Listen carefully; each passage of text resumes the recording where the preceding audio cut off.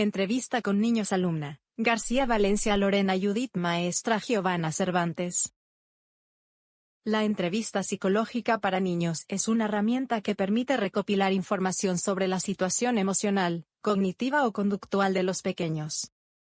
La memoria, el grado de detalle con el que un niño recuerda un suceso disminuye con una menor edad en el momento del suceso. El escaso conocimiento y familiaridad sobre ese tipo de experiencias. La falta de relevancia personal e interés. En la fiabilidad es muy importante no cometer el error de preguntar cosas muy específicas porque probablemente cambien la información por la sugestionabilidad. Asegúrate de que estés utilizando un lenguaje apropiado para la edad y educación que tiene el niño, y así el niño pueda comprender lo que le estás diciendo. ¿La fiabilidad puede variar por la extensión de la entrevista? Sí, recuerde que la entrevista con niños no debe ser muy extensa. Asegúrate que el lenguaje que estés utilizando sea el adecuado a la edad y educación del niño para que te pueda entender lo que le estás diciendo. Maestra, ¿se tiene que pedir consentimiento? A los padres o representantes legales cuando vas a tratar con un menor de edad. El establecer objetivos para plantearse qué se pretende conseguir con la entrevista, a partir del conocimiento del caso concreto y de su propio contexto profesional. ¿Para qué sirve poner objetivos? Perder el rumbo. Recuerden que los niños suelen distraerse fácilmente. Asegurar la comodidad y tranquilidad del niño durante la entrevista requiere procurar unas condiciones ambientales óptimas, como lo es el horario de la sesión. Un error que suelen cometer es ponerlo a la hora de la comida o del sueño, así que evítenlo. Siempre me preguntan, ¿puede hacer la entrevista junto a los padres? Pero la respuesta es indefinida porque todo dependerá de la situación. Pero si tienen la oportunidad de estar a solas, háganlo. ¿Varía mucho la respuesta de los niños estando con los padres? Depende mucho del niño. Recuerden que hay niños que le temen a los papás, y hay niños que les gusta quedar bien con los mismos. En los aspectos esenciales de la comunicación está la verbal y la no verbal. La importancia de la comunicación no verbal sirve tanto para obtener información sobre el entrevistado como para mejorar el rapport. ¿Para qué sirve la comunicación verbal? Sirve para interpretar, a través de señales, el estado emocional o las intenciones del entrevistado. También sirve para indicaciones para regular la propia conducta verbal y no verbal en función del interlocutor.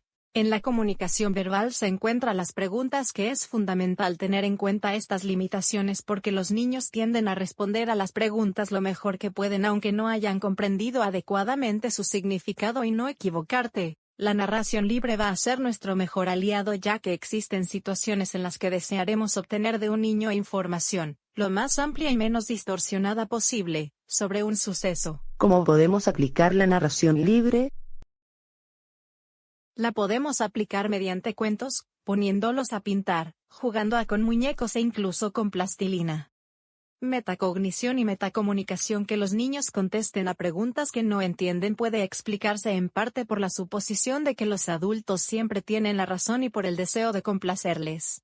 Sin embargo, también es fundamental su falta de conciencia metacognitiva, que se desarrolla progresivamente a lo largo de la infancia media, y, concretamente, la capacidad de ser consciente de si algo se ha entendido o no. La importancia de la relación con el entrevistado se ha considerado tradicionalmente fundamental para el cambio terapéutico, y también lo es para la función evaluativa de la entrevista, ya que se trata de un requisito imprescindible de la comunicación.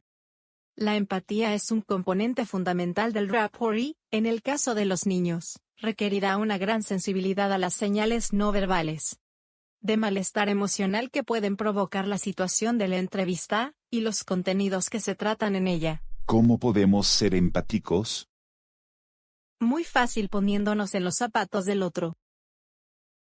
En el proceso de la entrevista se encuentra la fase inicial. Es especialmente importante en este tipo de entrevista, ya que durante ella se intentará remediar la probable falta de información y comprensión sobre sus reglas y objetivos. Además del rapport, durante la fase intermedia se intentará obtener información mediante preguntas que cumplan dos requisitos, a menudo en conflicto, que sean apropiadas al nivel de comprensión del niño, y que no induzcan a responder de una forma determinada. En la fase conclusiva es conveniente que la entrevista acabe en un tono positivo, lo que puede requerir volver a centrar la atención sobre las fortalezas e intereses del niño o incluso dedicar unos minutos al juego. Y luego se pasa a los padres para hablar.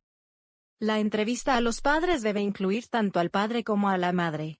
Si conviven, lo recomendable suele ser realizarla de forma conjunta para poder observar su interacción y aclarar inconsistencias. ¿Para qué sirve la entrevista a los padres? Sirve ya que los padres son a menudo la mejor fuente de información sobre sus hijos, y se les considera informadores excelentes sobre el desarrollo, duración, frecuencia e intensidad de los síntomas, así como sobre sus fortalezas conductuales y cognitivas. Por último, quien quiere hacer una reflexión. La entrevista psicológica en niños es una modalidad de terapia cada vez más frecuente hoy en día.